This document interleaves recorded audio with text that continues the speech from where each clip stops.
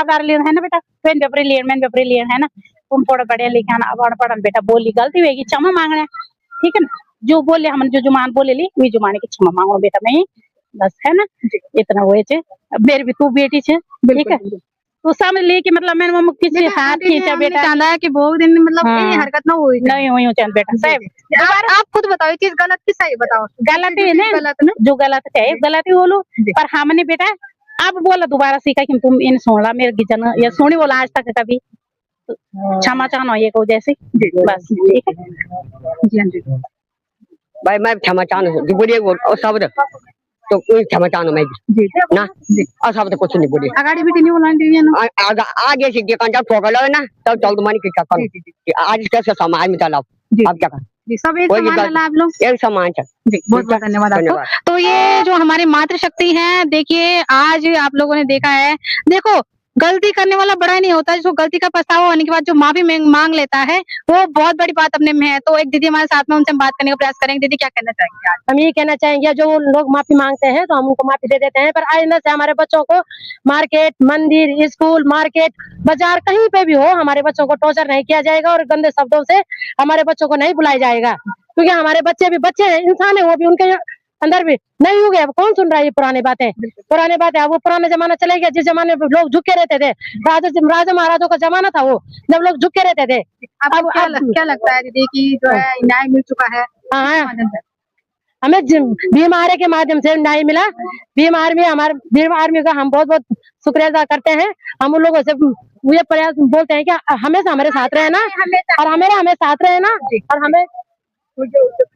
हमारे साथ रहना हमेशा और हमारे साथ हमेशा खड़े रहना, बस हम ये बोलना चाहते हैं। हम भीम आर्मी से बहुत खुश है। Bhim army, Bhim army, Bhim army, Bhim army से हमें इंसाफ मिला। जी बहुत बहुत धन्यवाद है आपका। तो देखा आपने किस आज ये जो घटना हुई है यहाँ पर जो है ये इसमें अब शांति से महसूस हो रही है, क्या कहना चाहेंगे इस पर? धन्यवाद करेंगे पत्रकार महोदय जी, आपने बिल्कुल सही बात कही आपने कि महिलाओं के सम्मान के लिए भीम आर्मी मैदान में हमेशा रहती है। उनके तत्पर, उनके सम्मान के लिए भीम आर्मी महिलाओं का बड़ा सम्मान करती है और उन लोगों के लिए तत्पर तैयार खड़ी रहती है। और आज ये मातृशक्ति का जो उन लोगों ने अपमान किया था, आज उन लोगों ने माफी भी मांगी है। आज मातृशक्ति भी अपने आप को कहीं ना कहीं सुरक्षित महसूस कर रही है कि आज भीम आर्मी जय भीम संगठन न्याय की लड़ाई लड़ता है और पीड़ितों को न्याय दिलाने का काम करता है।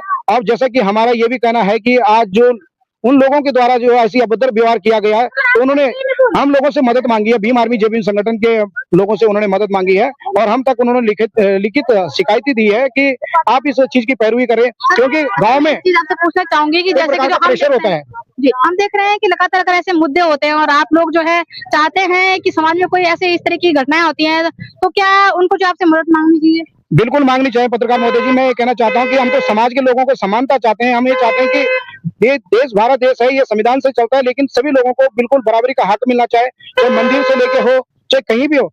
जो हमारे दलित समाज के लोग हैं उन लोगों को इस प्रकार से ना देखा जाए कि आज ये दलित समाज के लोग हैं।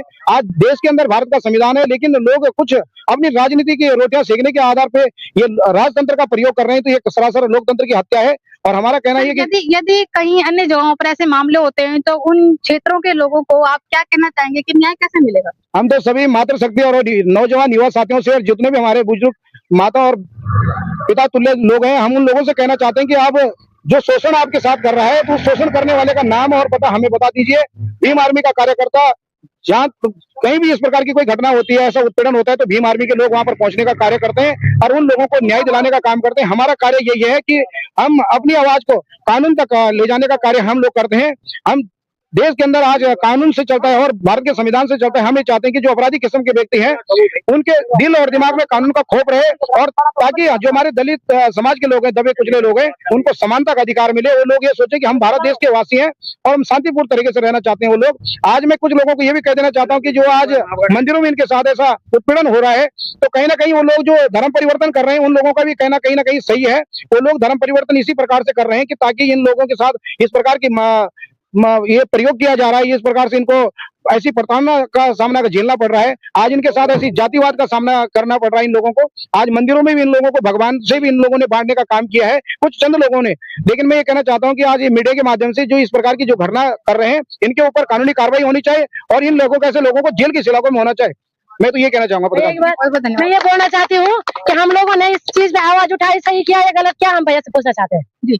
बिल्कुल, ये मातृशक्ति का बहुत ही बड़ा धन्यवाद है इस मामले में। उन लोगों ने आज यहाँ के जो युवा साथी हैं उन लोगों को मातृशक्ति के साथ खड़ा होना चाहिए, लेकिन कितना बड़ा दुर्भाग्य है कि जो आज मातृशक्ति का सम्मान के लिए, उन महिलाओं की रक्षा के लिए वो खड़े नहीं हो पा रहे हैं। हर साल वो राखी बंधाते हैं उन बहनों से, लेकिन उन बहनों के सम्मान के लिए वो एक भी व्यक्ति यहाँ पर खड़ा